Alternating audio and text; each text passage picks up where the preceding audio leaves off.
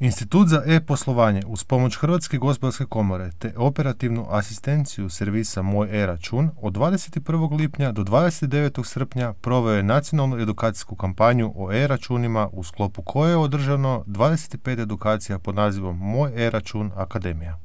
Institut za e-poslovanje uz pomoć Hrvatske gospodarske komore i servisa Moj e-račun inicirali su održavanje jedne ovakve nacionalne edukacijske kampanje koje je bio cilj obući cijelu Hrvatsku, sva županijska središta i zapravo educirati tvrtke u Hrvatskoj na temu e-računa. Jer kako ga upotrebljavati u svom poslovanju, e-račun je stvarno bitan za prilagodbu poslovanja tvrtki nekim europskim, ja bih rekao i svjetskim danas standardima.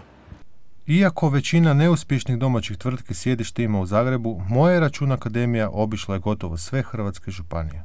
Pa to je zapravo bila inicijativa Instituta za e-poslovanje, kažem, koji je uz pomoć Hrvatske gospodarske komore u biti organizirao tu cijelu takvu priču, znači tu nacionalnu edukacijsku kampanju po cijeloj Hrvatskoj, kako bi se uistinu došao u svaki kutak Hrvatske i kako bi sve hrvatske tvrtke dobile na jednak način, jednak nivo edukacije i kako bi im se pružila mogućnost zapravo da budu u korak sa svojim konkurencijom, znači izvan Hrvatske.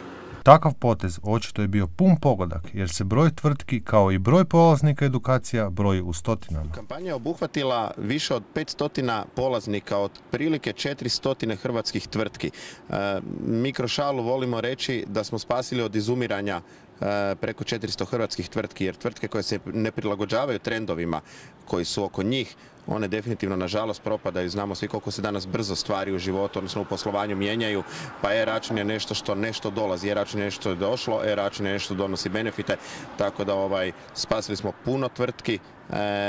Kažem, preko 400 tvrtki je prošlo edukacije, danas već više od 300 tvrtki aktivno šalje i prima e-račune koje su bile na tim edukacijama.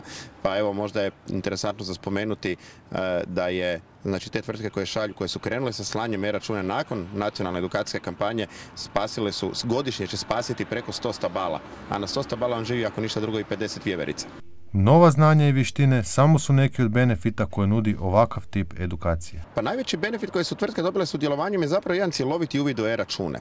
Ljudi su zapravo vrlo površni kad percipiraju e-račune. Kad pitate nekoga šta su e-računi, da li znate šta su e-računi, pa svi će vam reći, pa naravno da znamo, kako ne bi znali šta su e-računi. E-račun je elektronički račun. Kako ga primijeniti? Kako prepoznati pravovaljan od nepravovaljanog? Da li postoji benefit samo za pošiljatelja? Da li benefit postoji za primatelja? Kako ga implementirati u svoje poslovanje? To je već nešto što zapravo tvrtke nemaju informacije o svim tim stvarima. Površnost ide čak do tog nivoa da zapravo vi kad malo bolje pogledate, danas još uvijek, nažalost, gro tvrtki razmjenjuje račune mailom u običnom PDF-u i uvjereni su da je to e-račun. A to zapravo sa e-računom nema apsolutno nikakve veze. Kako slati i primati, a ponajviše kako prepoznati pravovaljani e-račun, osnove su koje će gotovo svaka zaposlena osoba u Hrvatskoj morati znati. E-račun naime postaje jedno od najvažnijih gospodarskih pitanja.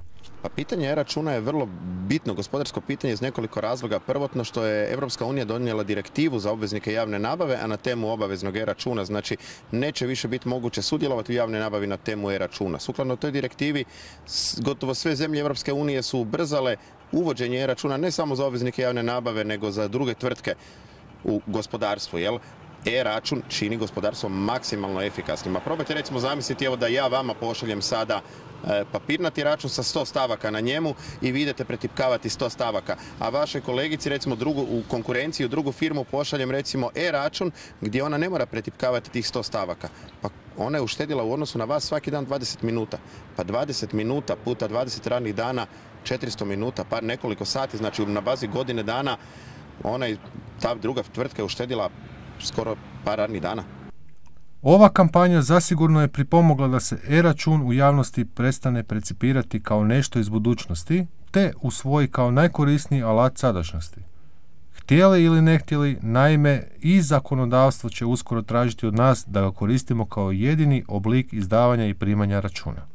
Pa po pitanju e-računa ja vjerujem da nas očekuje da će u Hrvatskoj prema kraju ove godine, znači od jeseni, sve više i više tvrtki početi uvoditi e-račune u svoje poslovanje. Mi danas pričamo o više od 12.000 hrvatskih tvrtki koje aktivno šalju i primaju e-račune. 12.000, stotinjak tisuća imamo aktivnih pravnih subjekata u Hrvatskoj, 12.000 danas aktivno šalje i prima e-račune, to je impresivna brojka. to su tvrtke koje su se prilagodile, to su tvrtke koje mogu biti konkurentne na tržištu. Kako bi omogućili svim domaćim tvrtkama da što lakše i brže svoje papirnato poslovanje prebace na ono električko, iz Instituta za e-poslovanje najavljuju novi niz radionica već od rujna. Gdje i kako će se održati možete pronaći na web stranicama instituta i servisa Moj e-račun.